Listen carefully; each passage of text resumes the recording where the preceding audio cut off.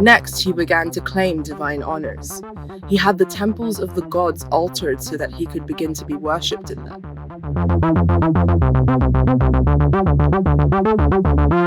He set up his own statues in the guise of various gods, including that of Jupiter, and he caused people to sacrifice to it. He also demanded that the statues of other gods be brought from Greece, so that he alone could be worshipped by all of mankind. Hi, I'm Angie, your self-proclaimed high priestess of the apocalypse. The ghosts of empire keep haunting us, but that's why I'm here to hold the seance.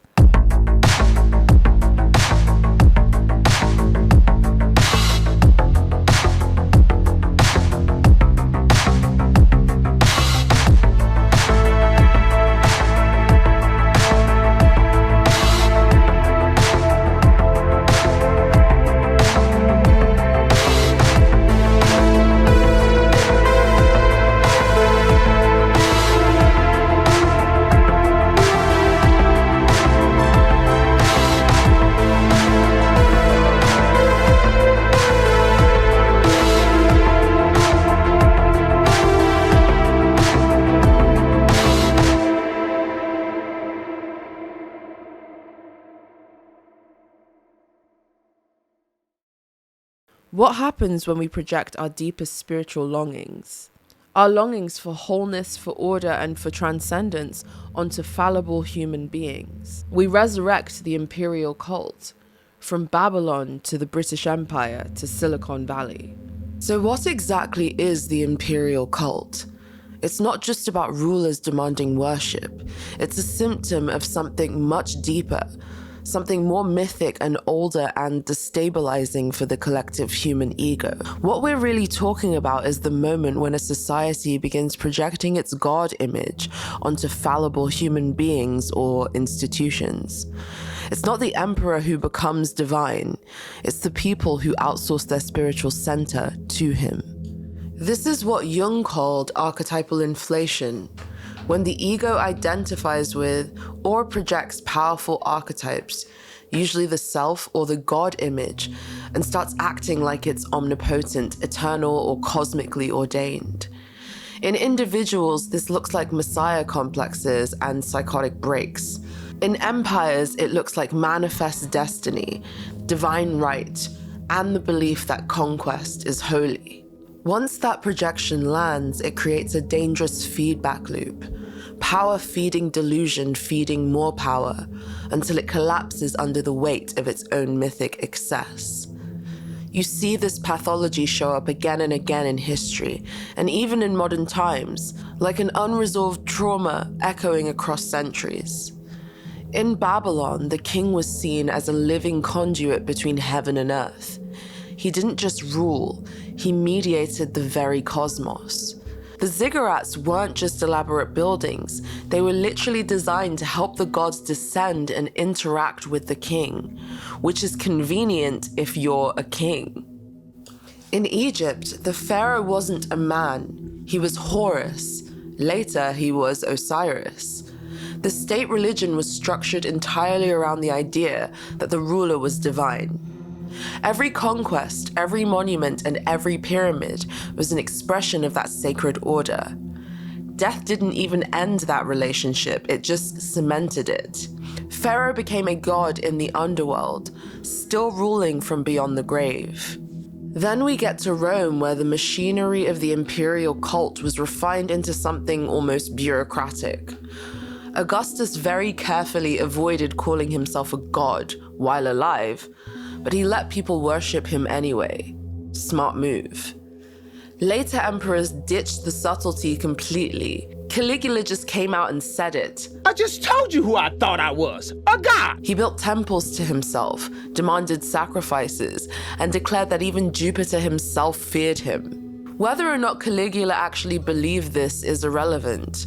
The imperial structure was more than happy to go along with the fantasy, and at that point, resisting wasn't just treason, it was punishable by death. But the imperial cult never dies, it just rebrands. In the British Empire, this archetypal inflation morphed into something more esoteric.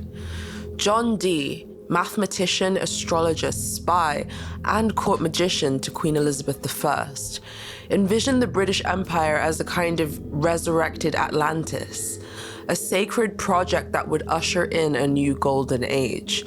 He called Elizabeth Astrea, the virgin goddess of justice returned to Earth.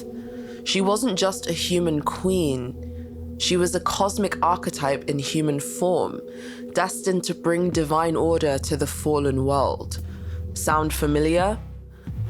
What on the surface might look like court flattery actually provided the metaphysical scaffolding for colonization. If the empire was divinely ordained, then conquering, enslaving, and extracting were not only justified but destined and necessary.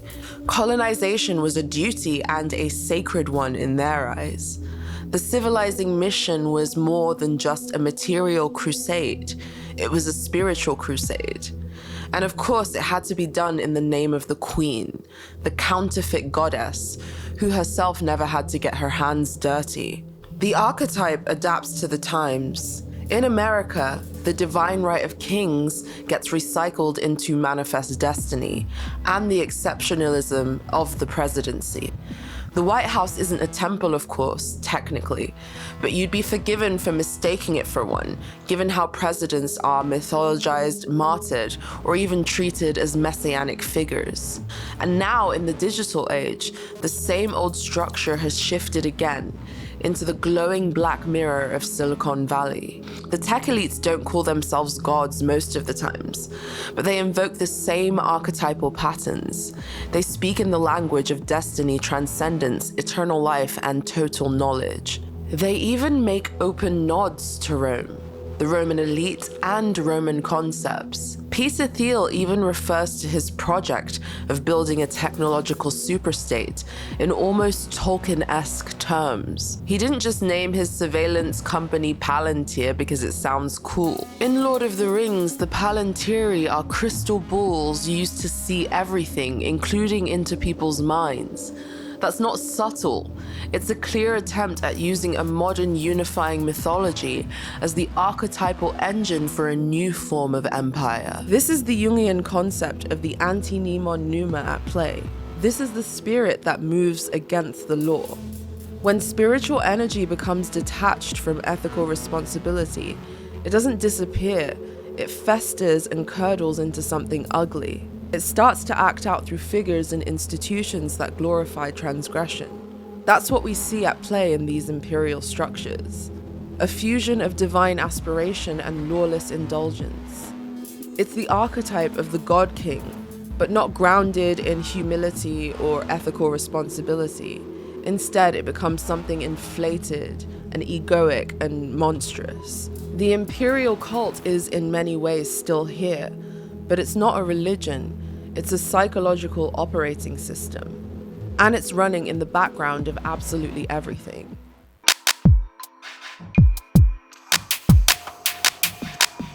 We have to talk about Rome. Not just because it's the most textbook example of imperial shadow possession on record, but because for some reason we're still obsessed with it.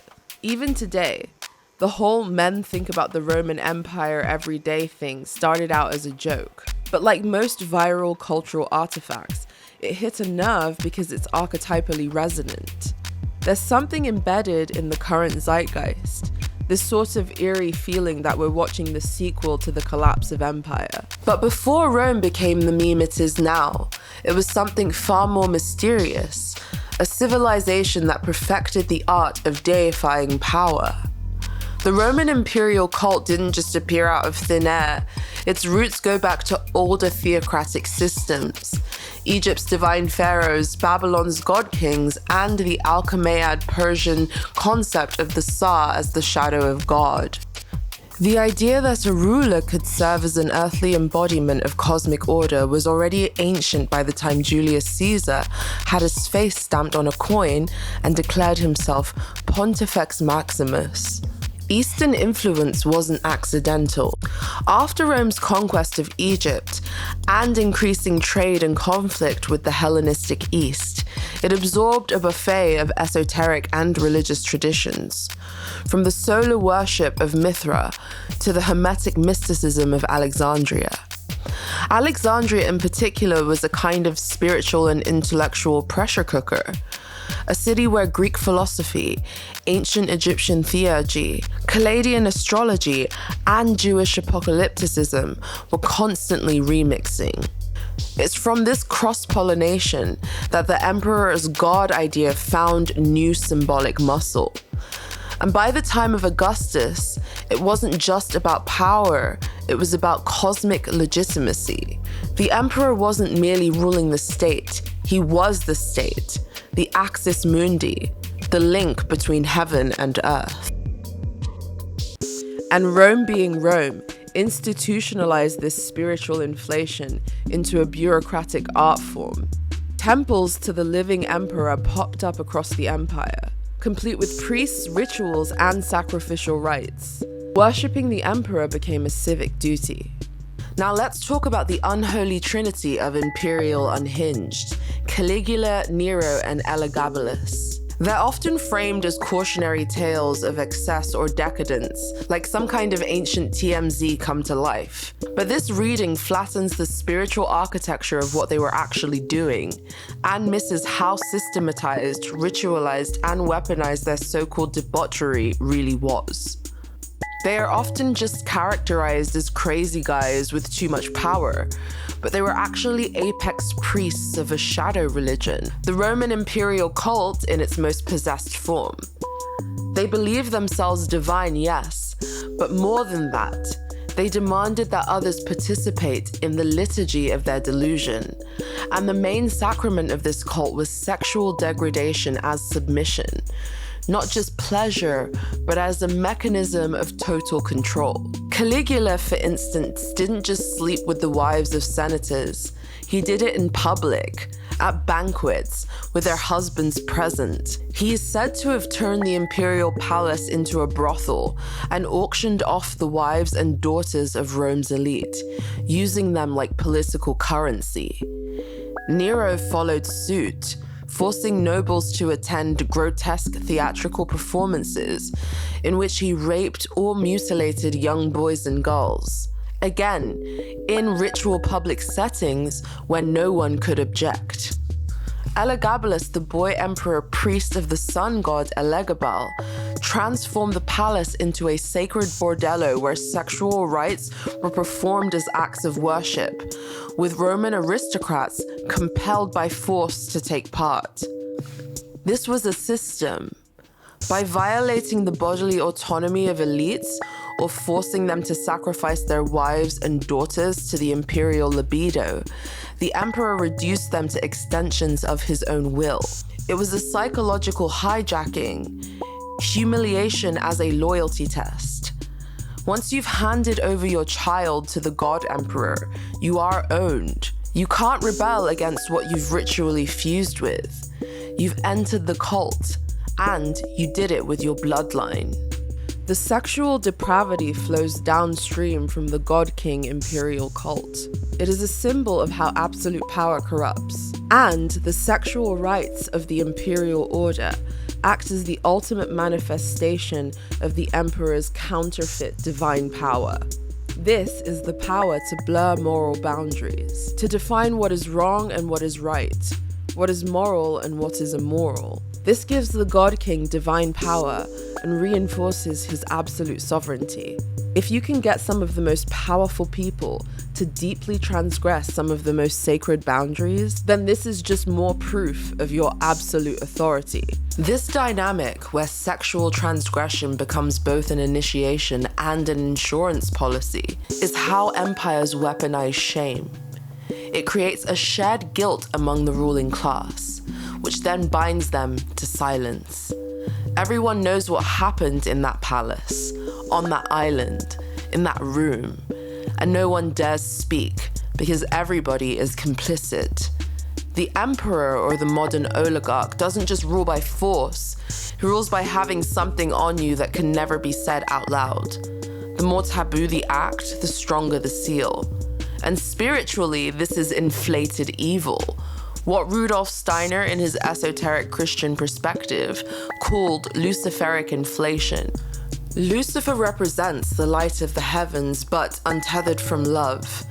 A spiritual impulse that becomes narcissistic, aesthetic, and self-glorifying when it loses its ethical center. Lucifer isn't evil in the satanic sense. He's too much light, too much vision, too much ecstasy, too much transcendence, without any grounding in compassion or humility. This is exactly what we see in these emperors. They were possessed by a false light. They saw themselves as luminous beings, artists, poets, bringers of light and reason and philosophy, bringers of order and pleasure. But this light ended up scorching everything it touched. In Jungian terms, they became walking reflections of the archetype of the self. But this wasn't manifested through integration. Instead, it manifested as inflation. They didn't become whole. They mistook themselves for the whole, and then demanded that everybody else agree. When emperors begin to believe that they're divine, their needs are no longer needs, they become commands. Their appetites become rituals, and the people around them stop being human. They become objects and offerings. Worship takes on the form of submission, sacrifice, and shared shame. And the scary thing is, it didn't end in Rome.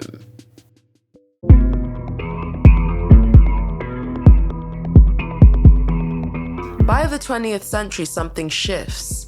The empires are still here, just less marble and more skyscrapers. The gods wear suits now, and the cults meet in boardrooms. But the pattern hasn't changed.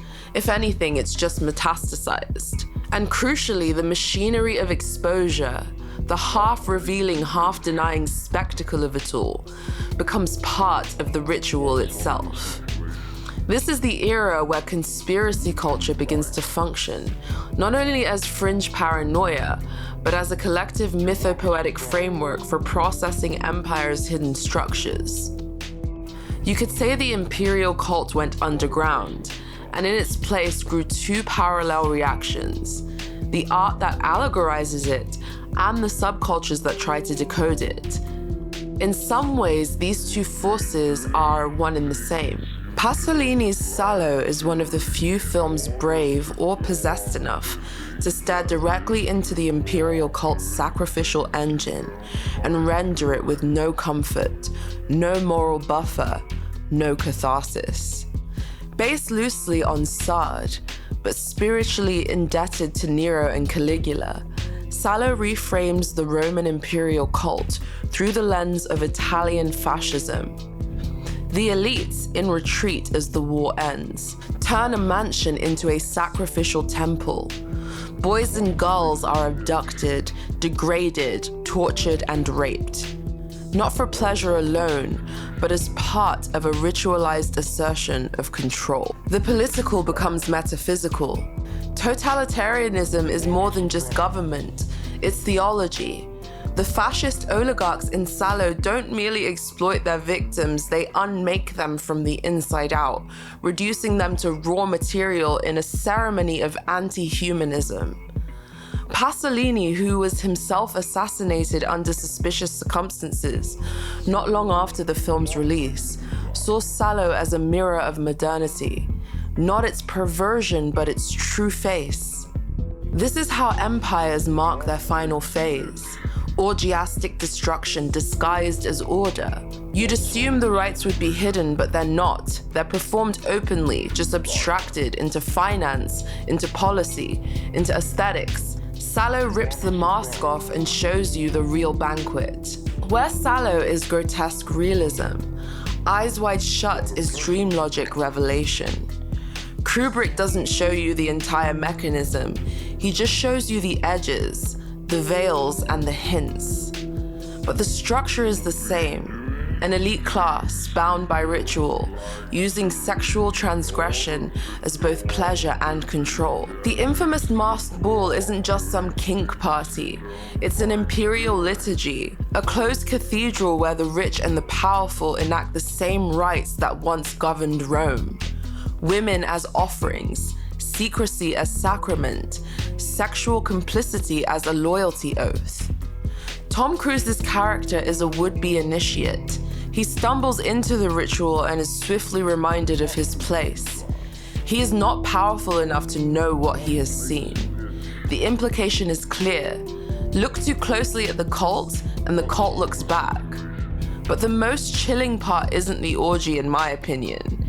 It's the quiet implication that his daughter, the symbol of innocence, of the future, is now within the orbit of that same system. The camera lingers a second too long on her walking away. The cycle continues. The family gets absorbed. Both Sallow and Eyes Wide Shut understand that secrecy is the glue of the cult, not just logistically but metaphysically. Secrecy creates liminality. It marks the boundary between the profane and the sacred, or in this case, the anti-sacred. Masks, literal or figurative, don't just conceal identity, they generate archetypal energy. The mask says, I am no longer myself. I am now a vessel for the right. And what is the right? Not sex, domination through exposure. The humiliation of others creates a spiritual debt. Everyone who participates becomes bound to the group, to the system, and to the silence. It's the same imperial mechanics we saw in Rome, reborn, but in velvet and gold lame. So when people whisper about elites and their secret cults, it's not always literal, but it's not always wrong either. The myth is actually a mirror, and you have to remember that the symbolism is always the substance. Whether or not Kubrick knew everything or Pasolini knew the whole map, they both tapped into something real, something ancient, something archetypal, and both of them knew that the cult never dies.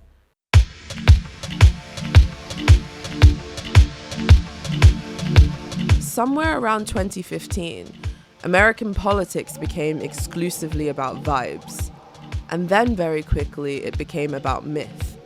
Trump stopped being just a candidate. He became a living archetype that had clawed its way out of the collective unconscious. He had a golden elevator and everything. In a culture already saturated in decline and imperial fatigue, Trump arrived like a low-budget messianic glitch. Part Caesar, part wrestling heel, part televangelist. And people absolutely loved it. Trump's God King energy was also echoed in the so-called post-liberal elite. The new right content creators, tradcath influencers, startup barons, with Caesar busts on their bookshelves, quoting Bronze Age pervert between rounds of seed funding. Techno-fascist chic became a whole aesthetic, one that imagined the future not as democratic renewal, but as a return to Rome, a return to empire, a return to the masculine sovereign, the one who commands us. Trump was their guy. Not because of what he did necessarily, but because of what he was. He was the perfect avatar for a spiritually bankrupt age, trying to cosplay order. The emperor is wounded, the land is sick, bring back the golden age. And like any good archetype, Trump began to take on quasi-divine status. He was called the chosen one. Evangelical leaders linked him to Cyrus or even King David. Prophets claimed divine visions of Trump leading a spiritual revival. Meanwhile, Christian nationalists ran campaign ads that looked more like trailers for God of War. The lines between Messiah meme and monarch blurred. And then came the assassination attempt. A literal bullet grazing his ear, his fist raised in bloody defiance. Within hours, the memes were pouring in. Trump as Caesar, Trump as Christ, Trump as a martyr. The wounded emperor trope activated like clockwork. You could almost hear the imperial cult machinery rebooting. The image of him, fist in the air, face streaked in red, it was instantly canonized. Iconography in real time, an aesthetic theology. But here's where it gets interesting and where the mask starts to slip. Because the same base that deified him is now starting to turn on him. Why? Because of the list, the Epstein client list. Long mythologized in conspiracy circles as the final red pill, was supposed to be released under Trump's administration. He literally campaigned on it, on draining the swamp, locking them up, exposing the elite cabal. But the list never came. And now, as the rumors circulate about Trump's own long-standing friendship with Epstein, not to mention his administration's convenient silence on the whole operation, a fracture is emerging, and this time it's credibility. If Trump is on that list, or even adjacent to it, the entire myth begins to collapse.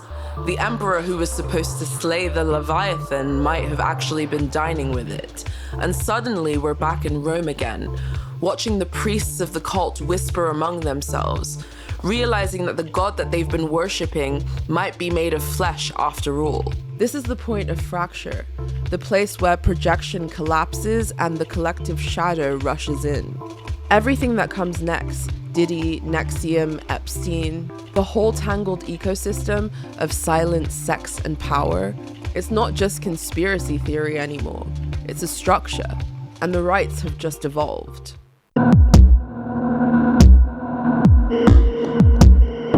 Let's be clear, the stories coming out now, the Diddy raids, the lawsuits, the survivor testimonies, the whispers about Epstein's client list, the hundreds of connections that somehow never get officially followed up. This all looks like tabloid horror, but it's actually the architecture of a shadow cult, a network system of ritual humiliation, blackmail, and sexual dominance that echoes the exact mechanics we saw in the late imperial period of Rome. These patterns don't just emerge because history repeats itself. It also happens because power expresses itself archetypally, and when it sheds its ethical spine, it always returns to the same inverted rights.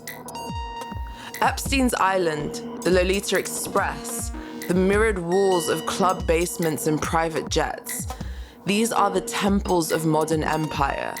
These are ritual spaces, environments engineered for indulgence and compromise. The point isn't just that elite men and women are compromising teenagers. The point is that everyone involved knew what it meant, and that by participating or being forced to, they were being folded into the cult, marked and bound. We've seen this logic before.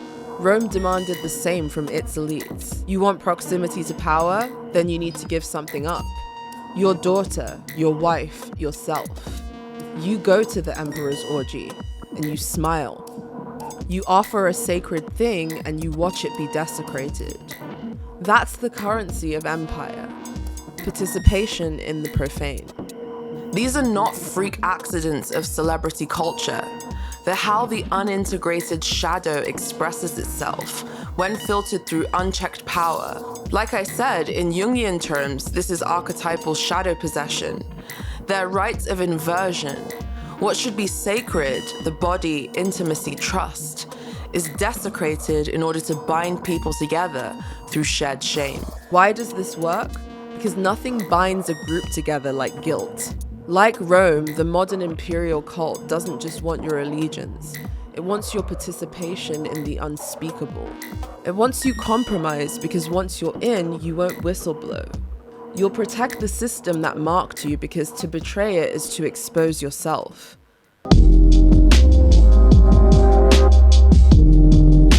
In the end, the real danger was never Caligula, it was never Nero or even Elagabalus, or Trump striding bloodied through a rally crowd like a golden age emperor. The danger is actually us, the crowd, the court, the algorithm, the eternal hunger to cast someone, anyone into the role of a god. The imperial cult never died. It just changed costume. What we're living through now looks like the collapse of empire, but it's actually the collapse of the fantasy that we weren't in one. The symptoms are all there. Ritual degradation, sacred violence, secret rites, and a civilian class so disoriented that it starts to crave domination just to feel secure. We project divinity because we fear the alternative.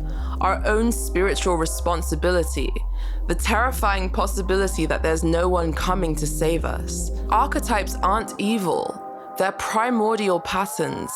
But when we inflate them, when we pour unconscious psychic energy into the vessel of a politician, a self-help guru, or a pop star, we create monsters. We get Sallow, we get Diddy, we get Epstein, we get emperors who demand worship and a public willing to kneel. And not out of reverence either, out of fear, boredom, and spiritual laziness. Jung warned us, until you make the unconscious conscious, it will direct your life and you will call it fate. I know I've been away for a while, but your High Priestess is finally back, and I have a whole bunch more content planned for the rest of the year. I was away, but with good reason. I've actually been writing a book. Last year I got a book deal with Repeater Books, which is the imprint founded by Mark Fisher. The good news is I finally finished the book and it's now available for pre-order. Now, before I get into talking about my book, I just want to say thank you to all of the people on the channel who have sent me really sweet messages saying that you missed me and that you missed the channel and you missed the videos. It means so much to me to know that there were people who were still looking out for me while I was away. But I've come back with a bang and with a book. My new book, Late Stage Babylon, is now available for pre-order pretty much anywhere where you want to pick it up. It's on Amazon, it's on Penguin, it's on Goodreads, you can get it at your local Barnes & Noble. So if you're interested in the topics I talk about, you'd like to support me and you'd like to go more in depth, please buy my book. You can pre-order now and it will be out on November 11th, 2025.